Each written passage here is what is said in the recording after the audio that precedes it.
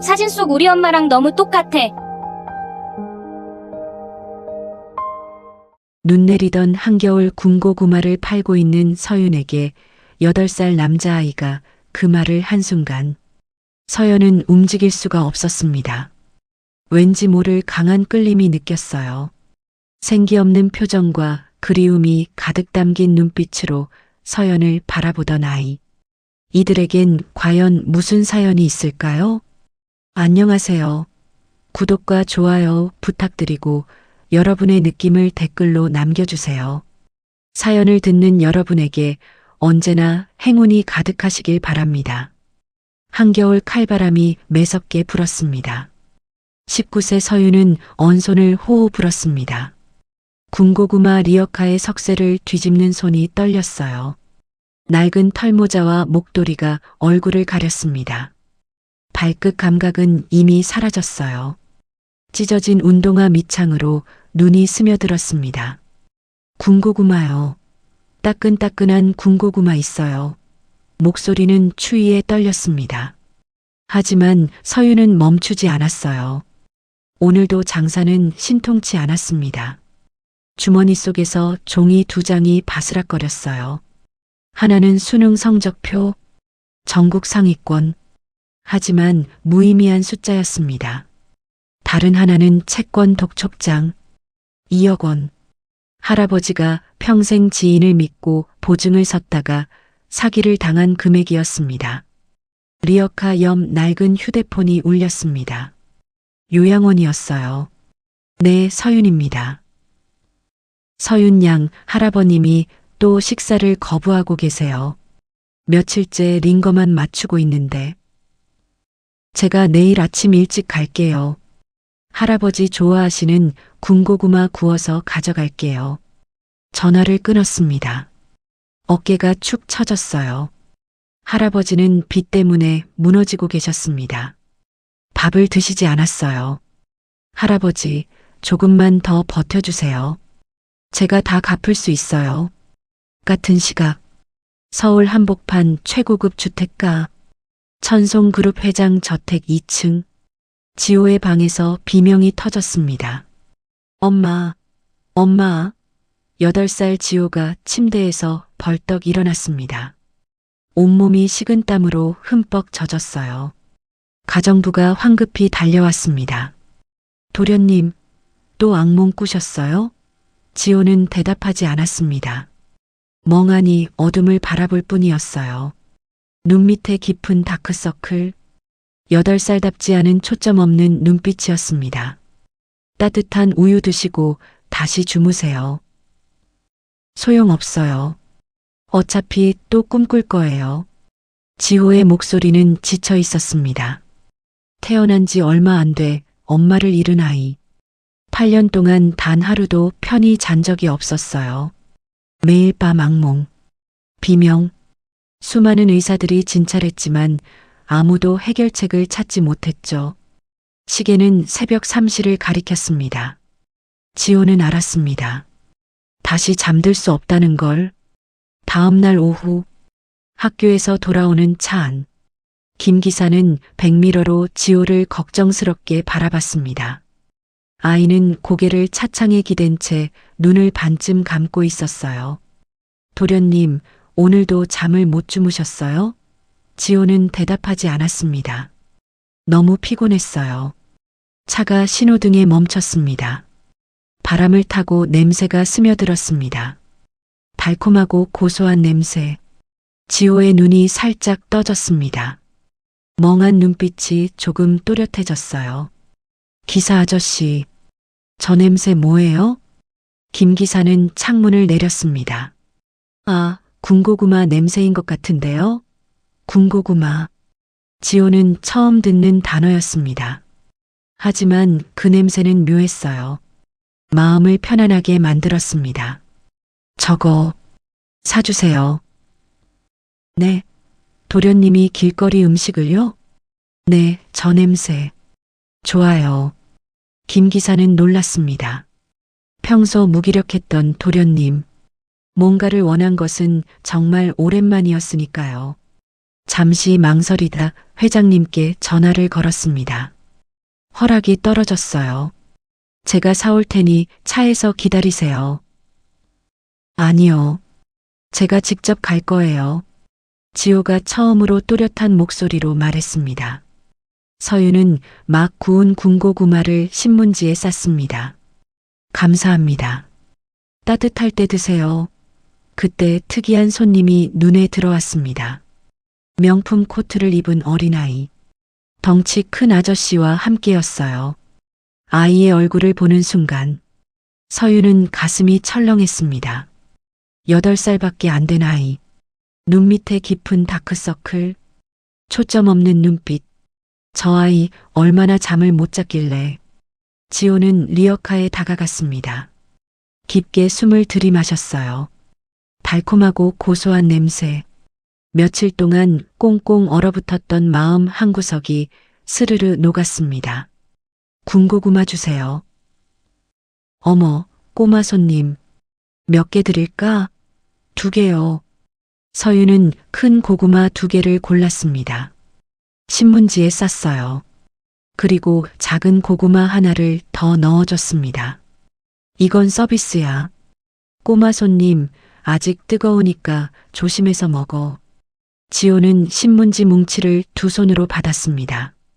따뜻한 온기가 손바닥을 통해 온몸으로 퍼졌어요. 마치 누군가 자신을 꼭 안아주는 것 같았습니다.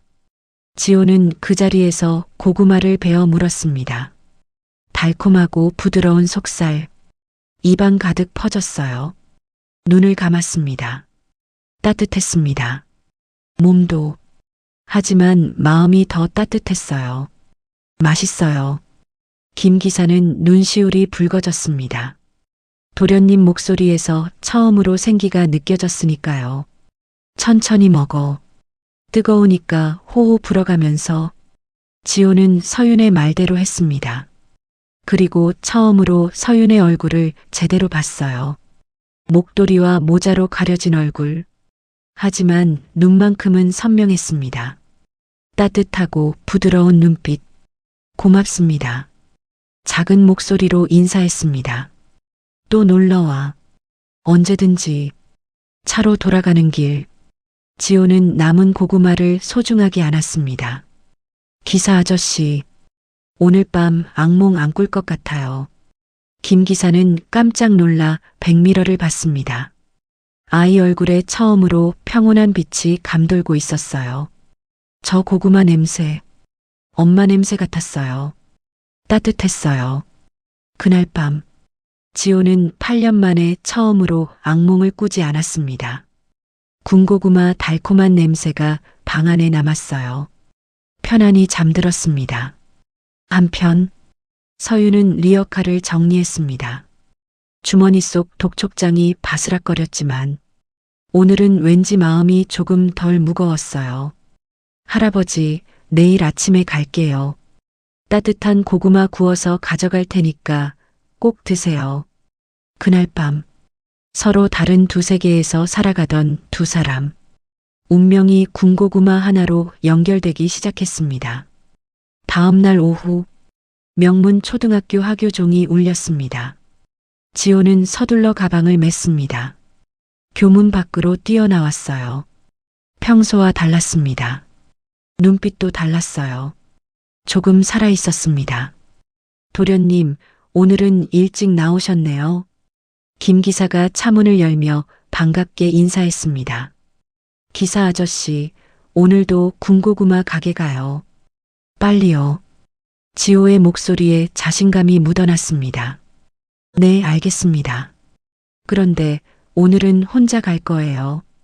저 이제 8살이라 혼자서도 할 수 있어요. 김 기사는 고개를 끄덕였어요. 리어카가 바로 길 건너편. 차에서 지켜보면 될 것 같았습니다. 차가 어제와 같은 자리에 멈췄습니다. 오늘은 날씨가 조금 달랐어요. 한겨울 치고는 유난히 따뜻했습니다. 햇살이 포근하게 내리쬐었어요. 지호는 주머니에서 10,000원짜리를 꺼냈습니다. 미리 준비한 돈이었어요. 도련님, 조심해서 다녀오세요. 네, 알았어요. 지호는 씩씩하게 대답했습니다. 횡단보도를 건넜어요. 작은 발걸음이었지만 어제보다 훨씬 가벼워 보였습니다. 서유는 따뜻한 날씨 덕분에 털모자와 목도리를 벗었습니다. 리어카 한쪽에 걸어뒀어요. 긴 머리를 하나로 묶었습니다. 석쇠 위 고구마를 뒤집고 있었죠. 군고구마 주세요. 지호의 목소리였습니다. 서윤이 고개를 돌렸습니다. 어머, 또 왔구나. 오늘은 혼자 왔네. 환하게 웃으며 맞이했습니다. 그 순간 지호는 그 자리에 얼어붙었습니다. 목도리와 모자 없이 드러난 서윤의 얼굴. 너무나도 선명했어요. 맑은 눈동자, 오똑한 코, 부드러운 미소를 띤 입술. 지호는 떠올렸습니다. 집 서재에 걸린 사진을. 20살 때 엄마 사진. 지호의 손에서 10,000원짜리가 떨어졌습니다. 우리 엄마랑 똑같이 생겼어요. 서유는 떨어진 돈을 줍다 멈췄습니다. 아이 눈에 놀라움과 그리움이 가득했어요. 꼬마 손님이 엄마를 많이 닮았구나. 지호는 고개를 세차게 저었습니다. 아니에요. 누나가 우리 엄마랑 똑같이 생겼어요. 진짜예요. 서유는 지호의 진지한 표정을 봤습니다. 어린아이가 하는 말. 하지만 그 눈빛이 너무나 간절했거든요. 그래, 그럼 내가 엄마를 닮아서 반가웠구나. 서유는 지호의 머리를 쓰다듬었습니다. 지호는 여전히 서윤의 얼굴을 뚫어지게 바라봤습니다. 정말로 엄마가 살아 돌아온 것 같았거든요. 군고구마 2개 줄까? 어제처럼? 네, 주세요. 서윤은 막 구운 군고구마 2개를 신문지에 쌌습니다. 어제처럼 작은 고구마 하나를 더 넣어줬어요. 오늘도 서비스야. 지호는 신문지 뭉치를 받았습니다. 하지만 여전히 서윤의 얼굴에서 눈을 떼지 못했어요. 식기 전에 먹어야 해. 지호는 그제야 고구마 하나를 꺼냈습니다. 한 입 베어 물었어요. 맛있어요. 누나가 만든 군고구마가 세상에서 제일 맛있어요. 아이고, 우리 꼬마 손님 말도 예쁘게 하네. 그럼 내일도 올 거야? 네, 매일 올 거예요. 지호의 대답에 서유는 고개를 끄덕였습니다. 그래, 언제든지 와. 누나가 맛있는 군고구마 구워놓고 기다릴게. 지호는 환하게 웃었습니다. 차를 향해 뛰어갔어요. 그러다가 갑자기 멈춰섰습니다. 뒤를 돌아봤어요. 누나, 내일은 더 일찍 올게요. 차에 탄 지호는 계속 뒤를 돌아봤습니다. 도련님, 오늘도 군고구마가 맛있었나요? 네. 그런데 기사 아저씨, 우리 엄마 사진 있잖아요. 서재에 있는 20살 때 사진요? 김 기사는 잠시 당황했습니다. 지호가 돌아가신 어머니 얘기를 먼저 꺼낸 건 처음이었거든요. 군고구마 파는 누나가 꼭 그 사진이랑 똑같이 생겼어요. 정말이에요. 김 기사는 아무 말도 하지 못했습니다. 그저 엄마를 그리워하는 아이의 마음이 만들어낸 착각이겠거니 생각했죠. 집에 도착한 지호는 곧장 서재로 달려갔습니다. 벽에 걸린 액자 속 사진을 한참 동안 바라봤어요. 20살의 젊은 엄마가 환하게 웃고 있는 사진. 엄마, 정말 닮았어요. 아니, 똑같아요. 지호는 사진을 품에 안았습니다. 방으로 돌아왔어요. 남은 고구마를 하나씩 먹으며 생각했습니다. 내일은 꼭 할아버지한테도 말해야겠다고. 한편 리어카에 남은 서유는 지호가 떨어뜨리고 간 동전 하나를 발견했습니다. 500원짜리. 이 꼬마 거스름돈 놓고 갔네.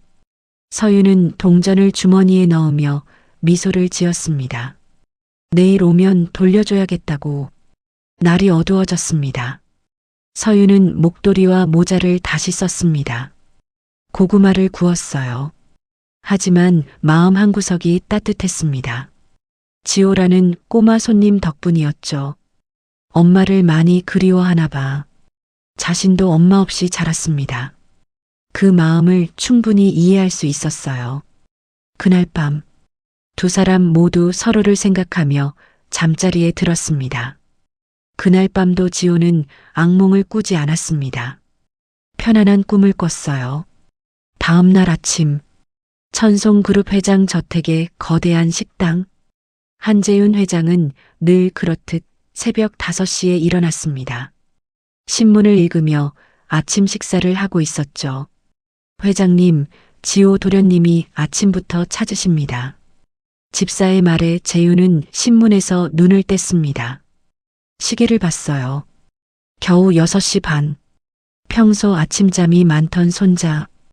이른 시간에 찾아온 것은 이례적이었죠. 들어오라고 해. 잠시 후 잠옷 차림의 지호가 뛰어들어왔습니다. 손에는 무언가가 꼭 쥐어져 있었어요. 할아버지, 어제 그 얘기 꼭 해드리려고 일찍 왔어요. 재윤은 부드러운 미소를 지었습니다. 우리 지호가 무슨 일로 이렇게 일찍 일어났니? 지호는 할아버지 옆에 앉았습니다. 손에 들고 있던 것을 테이블 위에 올려놓았어요. 서재에서 가져온 엄마의 20살 때 사진 액자였습니다. 할아버지, 군고구마 파는 누나 말이에요. 그래, 어제도 군고구마를 사 먹었다고 했지. 이 사진이랑 똑같이 생겼어요. 진짜로요. 재윤은 손자의 진지한 표정을 봤습니다. 8살 아이가 이렇게까지 확신에 차서 말하는 것. 흔치 않았어요. 지호야, 사람은 누구나 닮은 사람이 있단다. 하지만 지호는 고개를 세차게 저었습니다. 아니에요. 정말 똑같았어요. 눈도, 코도, 입도 다 똑같았다니까요. 재윤은 손자를 달래듯 머리를 쓰다듬었어요. 알았다, 알았어. 그 누나가 몇 살이나 되어 보이던? 고등학생 같았어요. 되게 예뻤어요. 재윤은 부드럽게 웃었습니다. 그래, 우리 지호 엄마가 정말 예뻤지. 할아버지도 보시면 깜짝 놀라실 거예요. 그래, 언제 기회가 되면 할아버지도 한번 보도록 하마. 그날 밤, 재윤은 서재에서 홀로 앉아 있었습니다.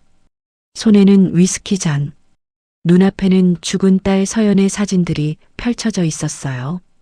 서연아. 재윤은 딸의 이름을 나직이 불렀습니다. 손자의 순수한 확신, 오래 잊고 있던 상처를 건드렸습니다. 군고구마 파는 누나가 서연이를 닮았다는 말. 재윤은 위스키를 한 모금 마셨습니다. 과거로 빠져들었어요. 20년 전, 재윤이 이제 막 회사를 물려받았을 때, 첫째 딸 서연이는 아버지의 자랑이었습니다. 그런데 20살이 되던 해, 서연이가 한 남자를 집으로 데려왔습니다.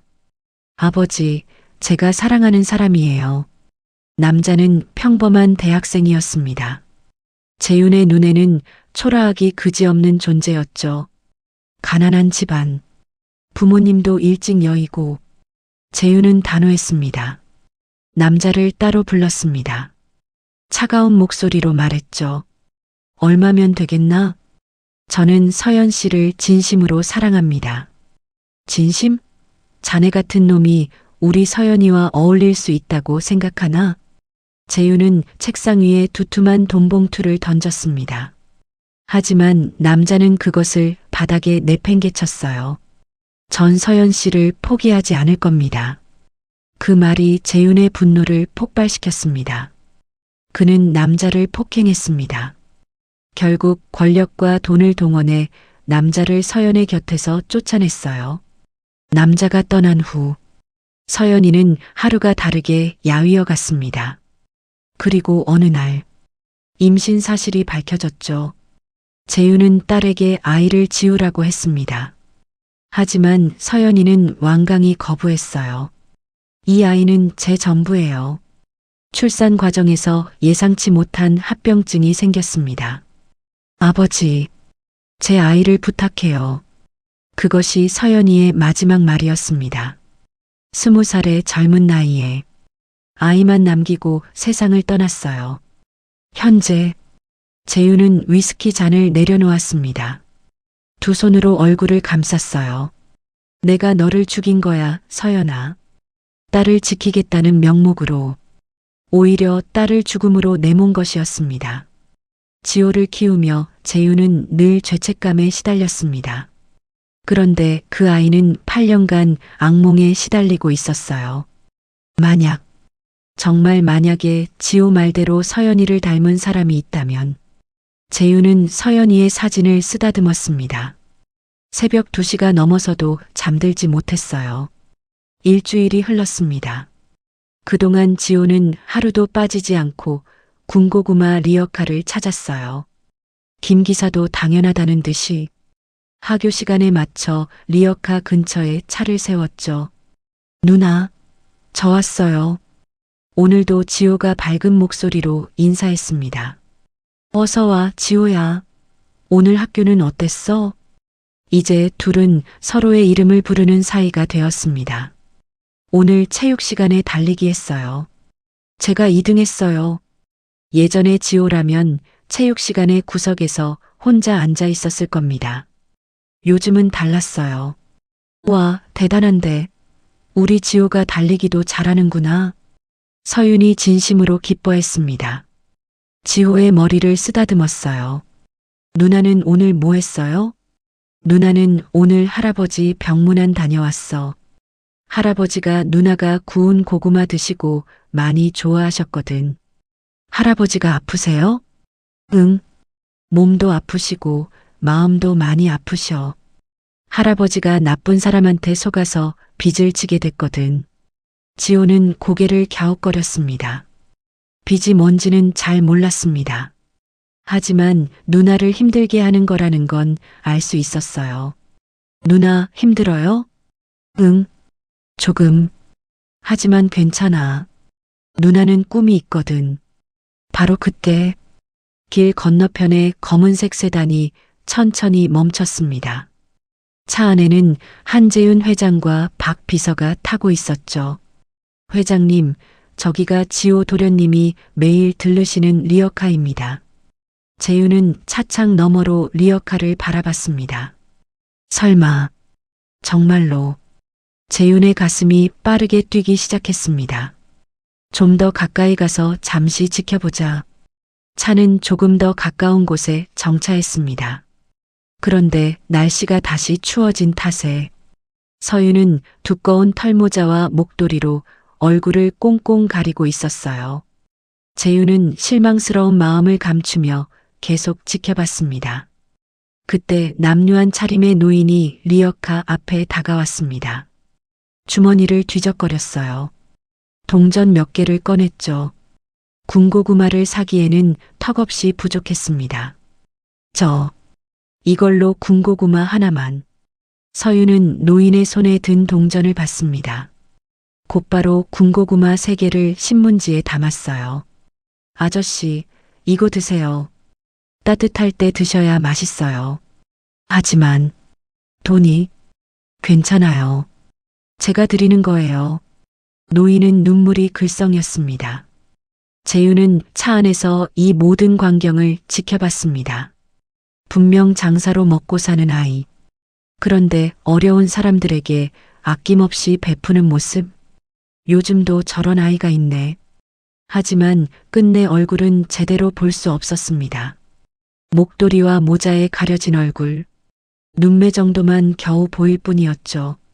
그 눈매가 왠지 낯익은 것 같았습니다. 하지만 확신할 수는 없었어요. 회장님, 시간이 늦었습니다. 돌아가시죠. 재윤은 아쉬움을 삼켰습니다. 그래, 가자. 차가 출발하려는 순간 재윤은 다시 한번 뒤를 돌아봤습니다. 서윤은 여전히 리어카에서 열심히 일하고 있었어요. 정말 서연이를 닮은 걸까? 아니면 내가 지호의 말에 너무 예민해진 걸까?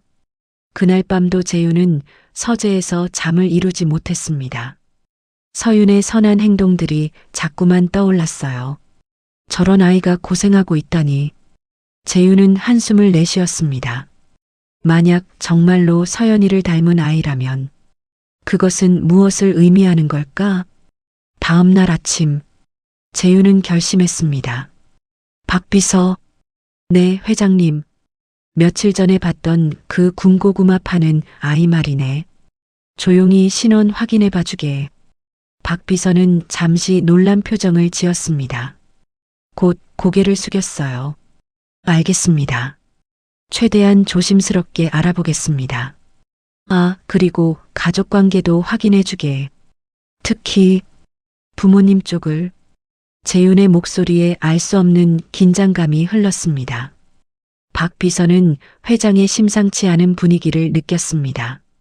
서재를 나갔어요. 재윤은 깊은 생각에 잠겼습니다. 어쩌면 판도라의 상자를 여는 것일 수도 있었어요. 하지만 더 이상 외면할 수는 없었습니다. 재윤의 결심은 굳어졌습니다. 그 결심이 곧 모든 것을 바꿔놓을 거라는 것을 아직은 아무도 모르고 있었죠. 4일 후 아침, 재윤의 책상 위에 얇은 갈색 봉투가 놓였습니다. 겉면에는 극비라는 도장이 찍혀 있었죠. 재윤은 떨리는 손으로 봉투를 열었습니다. 보고서는 단출했습니다. 한 장짜리 종이, 간단한 인적 사항만 적혀 있었어요. 성명 서윤 19세, 현주소 서울시 은평구 반지하 월세, 가족사항, 조부 서병철 76세 요양원 입소 중, 아버지 불명, 어머니 이정민 9년 전 사망. 재윤의 손이 멈췄습니다. 이정민. 이 세 글자가 눈앞에서 흐릿해졌습니다. 다시 선명해졌어요. 눈을 감았습니다. 다시 떴어요. 하지만 그 이름은 여전히 그곳에 있었죠. 이정민. 재윤의 입에서 그 이름이 새어나왔습니다. 젊은 시절 자신이 사랑했던 여인, 그리고 첫째 딸 서연이를 두고 쫓기듯 떠나야 했던 전 아내의 이름이었어요. 재윤은 의자에 깊이 몸을 묻었습니다. 과거로 빠져들었어요. 22년 전, 재윤이 22살이던 해, 한 여자를 만났죠. 이정민. 작은 꽃집에서 일하던 20살의 아가씨. 정민은 가난했습니다. 하지만 맑고 순수했어요. 재벌 2세라는 재윤의 신분. 주눅 들지도 않았습니다. 그저 한 남자로서의 재윤을 봐주었죠. 재윤은 그런 정민에게 빠져들었습니다. 하지만 선대 회장의 반대는 극심했습니다. 재윤은 끝내 아버지의 반대를 무릅쓰고 정민과 결혼했어요. 그것이 비극의 시작이었습니다. 시댁 식구들은 정민을 철저히 무시했습니다. 며느리가 아닌 투명인간 취급을 했죠. 정민은 그 모든 것을 묵묵히 견뎠습니다. 재윤을 사랑했기에, 그리고 뱃속의 아이를 위해서였죠. 하지만 재윤은 아내를 제대로 지켜주지 못했어요. 바쁘다는 핑계, 회사 일이라는 핑계, 정민을 대저택에 홀로 남겨두는 날이 많았습니다. 첫째 딸 서연이가 태어났습니다. 하지만 선대 회장은 손녀는 예뻐하면서도 며느리는 여전히 무시했죠. 그러던 어느 날, 재윤이 출장에서 돌아왔을 때 정민은 이미 짐을 싸고 있었습니다. 정민아, 이게 무슨... 못 견디겠어요. 이렇게 무시당하면서까지 살고 싶지 않아요. 정민의 눈에 절망이 가득했습니다. 서연이는 어떻게 하고? 서연이는 이 집에서 자라는 게 나을 거예요. 정민은 눈물을 흘리며 자고 있는 어린 딸을 끝까지 바라봤습니다. 당신을 원망하지 않을게요. 하지만 날 한 번이라도 지켜줬더라면 그것이 마지막이었습니다. 정민은 그렇게 떠났고 이혼 서류가 날아왔어요. 현재 재윤은 떨리는 손으로 보고서를 다시 읽었습니다. 어머니 이정민 -9년 전 사망. 정민이 죽었다는 사실. 가슴이 무너져 내렸어요. 그런데 더 충격적인 것, 딸이 있다는 사실이었습니다. 서윤 -19세. 나이를 계산해 보니 정민이 떠날 때 이미 임신 중이었다는 뜻이었어요. 정민의 딸. 그렇다면 설마. 재윤의 머릿속이 복잡하게 돌아갔습니다. 그 아이가 자신의 딸일 가능성. 하지만 동시에 정민이 떠난 후 다른 사람을 만나 낳은 아이일 수도 있었죠. 박 비서가 노크를 하고 들어왔습니다. 회장님, 추가로 확인한 사항이 있습니다. 뭔가? 이정민 씨는 9년 전 폐렴으로 사망한 것으로 확인됐습니다. 그리고 서윤 양의 출생신고서를 확인해 봤는데 부칠란이 공란으로 되어 있습니다. 재윤의 가슴이 쿵 내려앉았습니다. 서윤 양은 어머니가 돌아가신 후 이웃에 살던 서병철 씨가 키운 것으로 보입니다. 알았네. 나가보게. 박 비서가 나갔습니다. 재윤은 한참 동안 꼼짝도 하지 못했습니다. 이정민. 그녀가 죽었다는 사실. 그리고 혼자 딸을 낳아 키우다 세상을 떠났다는 사실. 가슴을 짓눌렀어요. 내가 지켜주지 못해서, 내가 한 번이라도 제대로 지켜줬더라면. 재윤의 눈가가 붉어졌습니다. 창밖으로 겨울 해가 기울고 있었습니다. 재윤은 멍하니 창밖을 바라봤어요. 저 어딘가에서 19세 서윤이 추위와 싸우며 군고구마를 팔고 있을 것이다. 만약 그 아이가 자신의 딸이라면 재윤은 상상하기도 두려웠습니다. 하지만 이미 시작된 일이었어요. 진실이 무엇이든 이제는 마주해야 할 때가 온 것 같았습니다. 보고서를 받은 뒤 사흘이 흘렀습니다. 재윤은 그동안 단 한순간도 마음이 편하지 않았어요. 그날 아침 재윤은 결심했습니다. 박 비서, 오늘 오후에 그 리어카로 가네. 내가 직접 확인해야겠어. 알겠습니다. 오후 2시에 출발하시겠습니까?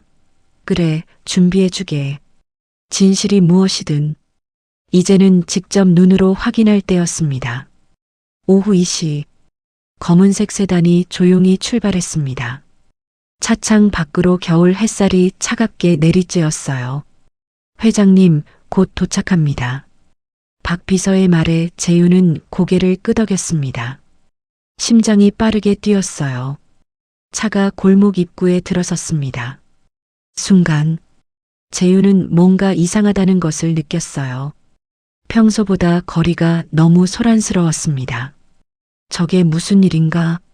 회장님, 구청 단속반 차량인 것 같습니다. 불길한 예감이 스쳤습니다. 더 가까이 가보게. 차가 천천히 앞으로 나아갔습니다. 리어카가 있던 자리가 보였어요. 재윤은 숨이 멎는 것 같았습니다. 리어카는 이미 반쯤 부서져 있었습니다. 구청 단속반원들과 용역 직원들, 석쇠와 고구마 상자를 마구잡이로 트럭에 실었어요. 불법 노점상 강제 철거입니다. 그때 재윤의 눈에 한 소녀가 들어왔습니다. 서윤이었어요. 트럭 앞을 막아서며 두 팔을 벌렸습니다. 안 돼요. 제발 이것만은 안 돼요. 절규에 가까운 목소리였습니다. 아가씨, 비켜요. 우리도 일하는 사람이야. 하지만 서윤은 물러서지 않았어요. 트럭 손잡이를 꽉 붙잡았습니다. 이게 저희 할아버지 빚 갚을 돈이에요. 전 재산이 다 여기 있어요.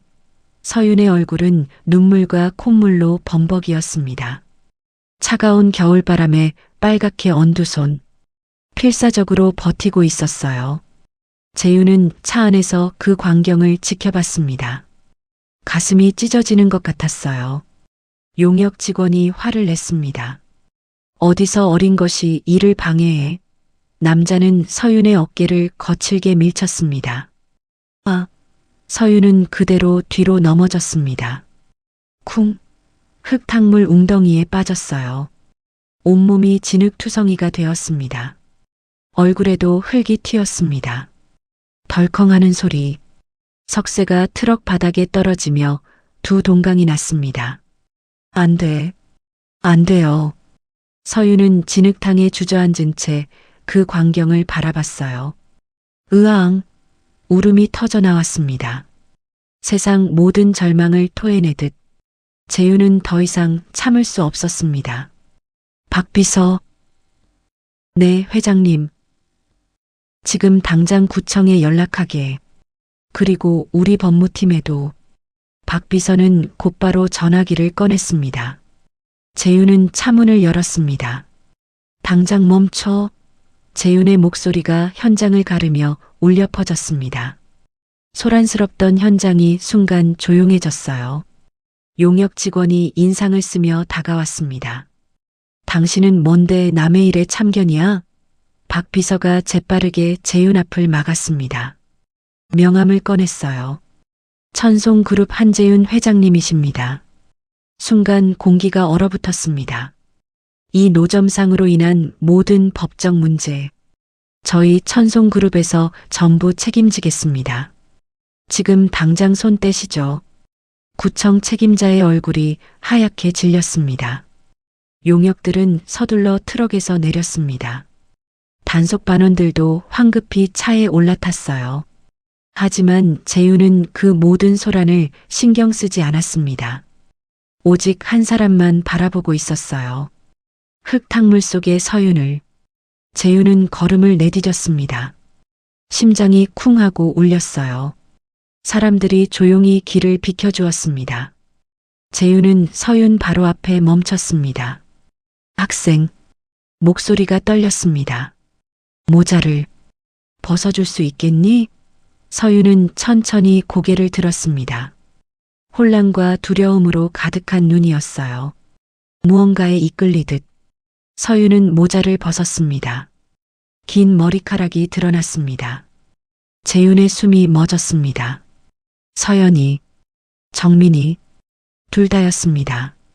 목도리도 풀어줄 수 있을까? 서윤은 천천히 목도리를 풀었습니다. 얼굴 전체가 드러났어요. 재윤의 눈에서 눈물이 흘러내렸습니다. 52년을 살아오며 그 누구 앞에서도 보이지 않았던 눈물이었어요.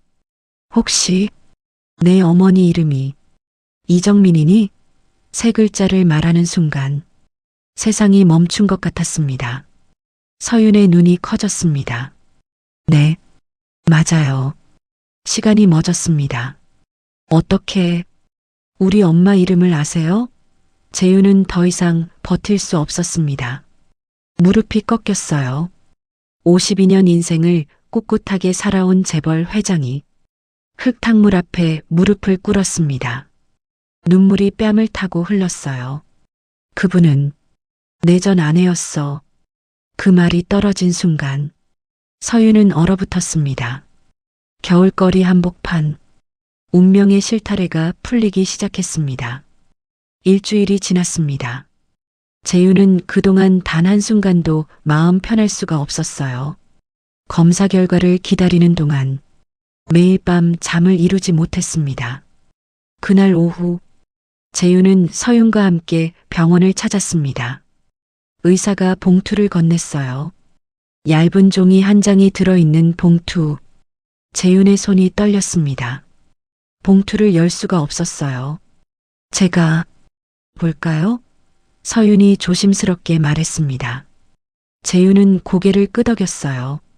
서윤이 봉투를 열었습니다. 종이를 꺼내 읽었어요. 친자관계 확률 99.99% 순간 재윤의 눈앞이 하얗게 변했습니다. 의심의 여지가 없었습니다. 서윤은 자신의 딸이었어요. 재윤은 그대로 무너졌습니다. 의자에 앉은 채로 두 손으로 얼굴을 감쌌어요.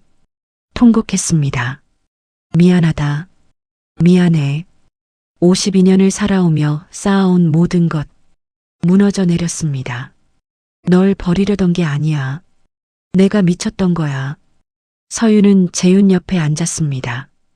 조용히 등을 쓰다듬었어요. 괜찮아요. 전 아빠를 원망한 적 없어요. 그 말에 재윤은 더욱 목 놓아 울었습니다. 서윤아. 서윤의 눈에서도 눈물이 흘렀어요. 저한테 아빠가 생긴 거잖아요. 재윤은 서윤을 껴안았습니다. 19년 만에 처음으로 미안하다. 앞으로는 너를 꼭 지켜줄게.